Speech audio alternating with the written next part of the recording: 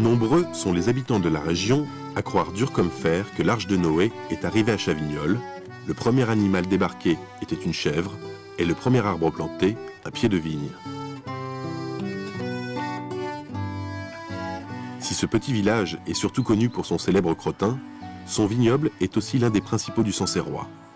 Ces vignes sont composées de 20% de pinot noir et 80% de sauvignon. Ici, on se trouve à proximité de la Loire, bénéficiant de ce fait d'un microclimat. Il ne fait jamais très froid et le taux d'humidité est toujours idéal.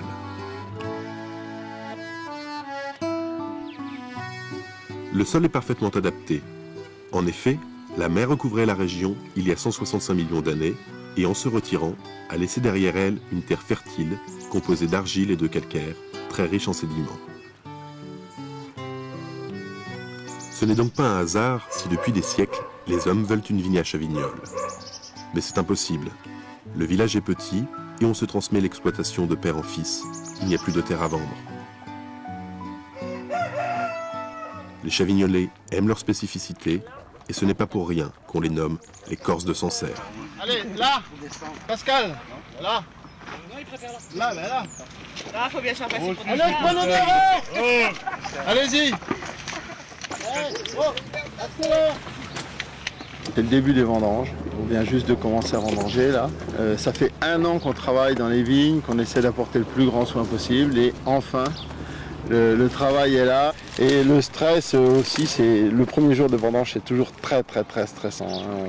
On a toujours peur que quelque chose n'aille pas comme on veut ou des choses comme ça, mais au bout du 2e, 3e jour, je vais beaucoup mieux. Ne mettez pas le verre.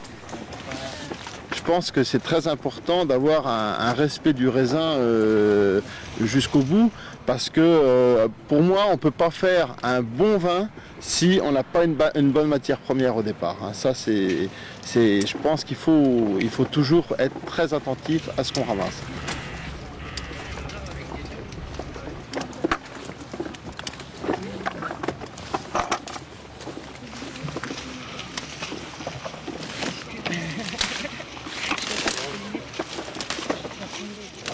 Vous savez ce que c'est un vendangeur? Le premier jour, ils sont prêts à couper toutes les vignes de la région. Et le lendemain, ils ont mal au dos. Et le 3e jour, ils sont habitués et ça va. À table. Non, mais on n'a pas à se plaindre. On a des gens sympas. On a une équipe cette année qui est très jeune. Et je pense qu'on aura une bonne ambiance.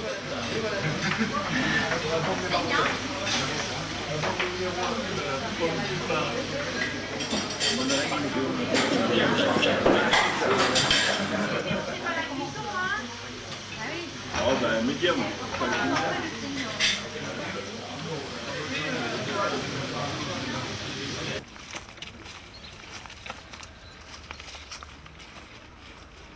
Alors ici on est dans la côte des Monts-d'Année, le plus célèbre coteau du Sancerrois. On l'appelle la côte des Monts-d'Année parce que nos ancêtres disaient qu'il fallait d'années pour planter de la vigne dans un coteau comme ça. Et ce coteau, c'est le premier coteau qui a été planté dans la région par les moines de l'abbaye de Saint-Satur. Il faut savoir que les moines, c'est eux qui ont implanté la vigne un peu partout en France. Et à Sancerre, les premiers coteaux qui ont été plantés, c'est cette fameuse côte des Monts-d'Année.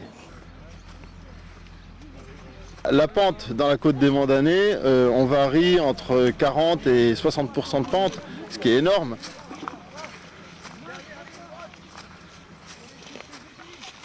Le sol, c'est des marnes timéridiennes, donc c'est ce qu'on appelle des terres blanches assez calcaires. Et les pierres, c'est un agglomérat de coquillages. En plus, elle est exposée plein sud, donc un ensoleillement parfait. Et la caractéristique qu'elle a surtout par rapport aux autres coteaux qu'on peut trouver dans le Sancerrois, c'est qu'on a énormément de sources. Donc on a toujours de la fraîcheur dans le sol, malgré qu'on soit en coteau.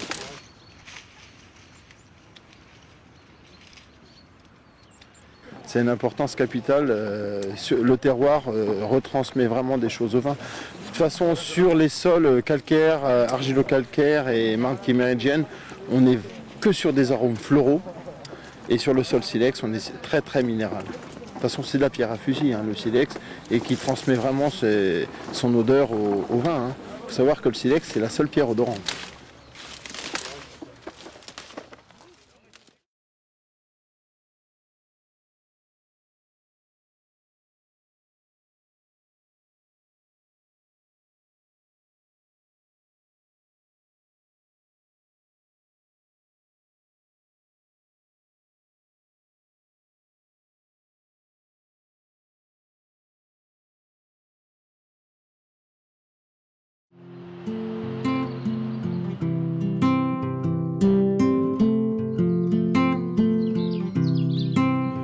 la législation européenne imposant de stricts quotas, les vignerons français ne peuvent étendre leur domaine sans limite. Au début des années 90, la famille Bourgeois entame de vastes recherches dans les principales régions viticoles du monde à la quête de nouveaux horizons. L'objectif de cette investigation est de découvrir une terre qui produirait des vins de haute qualité, comparables à ceux du Sancerrois, mais de saveurs différentes. En 2000, avec un de mes fils et puis des amis, on est allé en Nouvelle-Zélande. Et là, on a été conquis par le paysage déjà. On a été conquis également par les vins. Les vins, c'était pas des vins qui étaient extraordinaires, mais ils étaient bons. C'était des bons vins de plaisir. On sentait vraiment le terroir du Sauvignon. Et à notre grande surprise, on avait trouvé des très beaux pinots. Et là, on a dit, ben, c'est peut-être ici qu'il faut qu'on vienne. 4 mois plus tard, on y est retourné avec mon autre fils et mon neveu.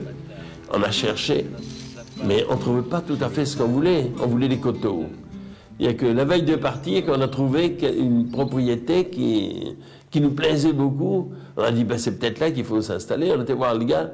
Est-ce que tu veux vendre ta ferme? Parce que c'était une ferme où il y avait de l'élevage dessus. Il dit, ah ben oui, pourquoi pas. Et c'est fait comme ça. On a mené une négociation. Ça, c'était en juin 2000. Et puis en août 2001, ben, on commençait à planter de la vigne.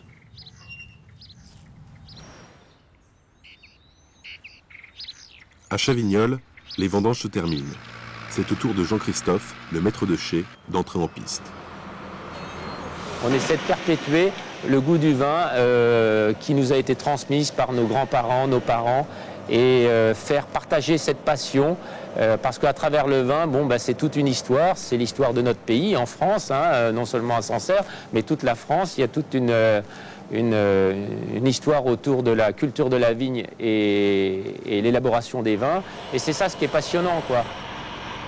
Là, on a des raisins le plus entiers possible qui vont être pressés très doucement, très longtemps, mais très doucement, pour extraire le meilleur du jus, le plus expressif aromatiquement et gustativement.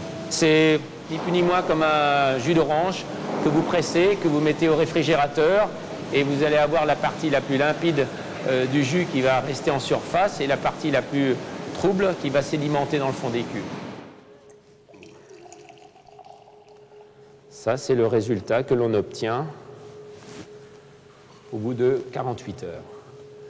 Donc vous voyez, entre le jus de raisin qui sort du pressoir, là, et celui qui a été décanté, qui est très limpide, qui est débarrassé de ses impuretés, et qui va, ce jus de raisin-là, c'est cette partie-là qui sera utilisée pour faire le vin.